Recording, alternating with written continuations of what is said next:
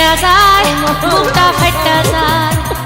ফাইটা যায় বুকটা ফাইটা যায় বন্ধু যখন আব্বা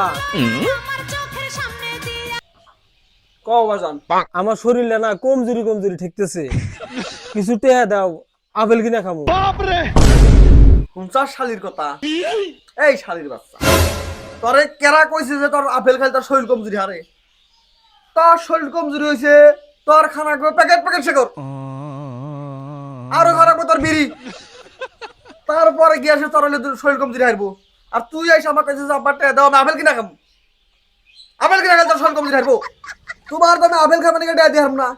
তুমি কও আমি শেখর খামু তোমার কয়টা না আমি দিয়া তুমি এখন এই খারায় তুমি কও আমি আপেল খামু আপেল খায় কয়জনের শরীর আছে তুমি আমাকে দেখাও